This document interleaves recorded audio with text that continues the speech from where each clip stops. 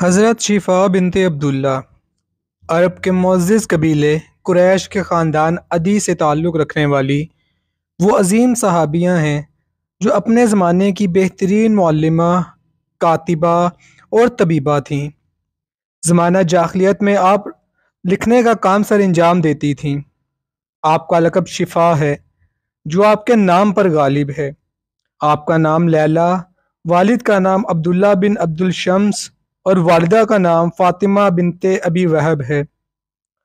حضرت شفا بنت عبداللہ حضور اکرم صلی اللہ علیہ وآلہ وصحبہ وسلم کی دائی، قدیم الاسلام، نبی اکرم صلی اللہ علیہ وآلہ وصحبہ وسلم کی بیعت کرنے والی اور اولین ہجرت کرنے والی خواتین میں سے ہیں۔ حضرت شفا بنت عبداللہ نہایت عقل مند اور فضیلت والی صحابیاں ہیں۔ حضرت شفا بنت عبداللہ کے شوہر صحابی رسول حضرت ابو حسمہ بن حذیفہ ہیں، جن سے آپ کے ہاں حضرت سلیمان بن ابی حسمہ کی ولادت ہوئی۔ حضرت محمد مصطفیٰ صلی اللہ علیہ وآلہ وصحبہ وسلم اکثر اوقات حضرت شفا بنت عبداللہ کے مکان پر تشریف لا کر قیلولہ کیا کرتے تھے۔ حضرت شفا بنت عبداللہ نے حضرت محمد مصطفیٰ صلی اللہ علیہ وآلہ وصحبہ وسلم کے لیے ایک الگ سے بستر بھی رکھا ہوا تھا۔ یہ بستر حضرت شفا رضی اللہ تعالیٰ عنہ کے بعد ان کے صاحبزادے حضرت سلیمان بن ابی حسمہ کے پاس ایک یادگار تبرک ہونے کی حیثیت سے محفوظ رہا، مگر حاکم مدینہ مروان بن حکم نے اس مقدس بچھونے کو ان سے چھین لیا۔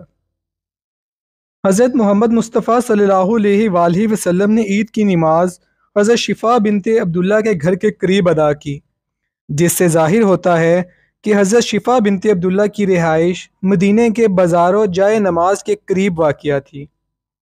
حضور اکرم صلی اللہ علیہ وآلہ وصحبہ وسلم نے حضرت شفا بنت عبداللہ کو مدینہ میں ایک گھر بھی عطا فرمایا تھا، جس میں آپ اپنے بیٹے کے ساتھ رہائش پذیر تھیں۔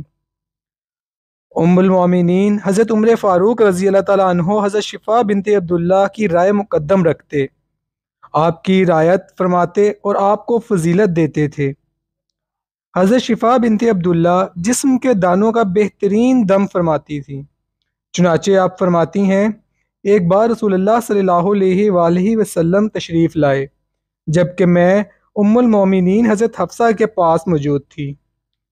آپ صلی اللہ علیہ وآلہ وصحبہ وسلم نے فرمایا، تم انہیں نملہ کا دم کیوں نہیں سکھاتی جیسے تم نے انہیں لکھنا سکھایا ہے۔ حدیث مذکور کے تحت مرات المناجی میں لکھا ہے کہ نملہ باریک دانے ہوتے ہیں جو بیمار کی پسلیوں پر نمودار ہوتے ہیں، جس سے مریض کو بہت سخت تکلیف ہوتی ہے۔ اس بیماری میں مریض کو سارے جسم پر چیونٹیاں رینگتی محسوس ہوتی ہیں، اس لیے اسے نملہ کہتے ہیں۔ حضرت شفا بنت عبداللہ مکہ معظمہ میں اس بیماری کا بہترین دم کرتی تھیں اور وہاں اس وجہ سے بہت مشہور تھیں۔ حضرت شفا بنت عبداللہ کو حضور اکرم صلی اللہ علیہ وآلہ وصحبہ وسلم اور امیر المومنین حضرت عمر فاروق رضی اللہ تعالیٰ عنہ سے براہ راست احادیث روایت کرنے کا شرف حاصل ہے۔ مختلف روایات کے مطابق حضرت شفا بنت عبداللہ سے 12 احادیث مروی ہیں۔ آپ کے شہزادے حضرت سلیمان بن ابی حسمہ، آپ کے پوتے ابو بکر عثمان، غلام ابو اسحاق اور ام المومنین حضرت حفصہ نے آپ سے احادیث روایت کی ہیں، جبکہ امام بخاری، ابو داؤد و نسائی جیسے عظیم محدثین نے آپ کی بیان کردہ احادیث کو اپنی کتاب میں لکھا ہے۔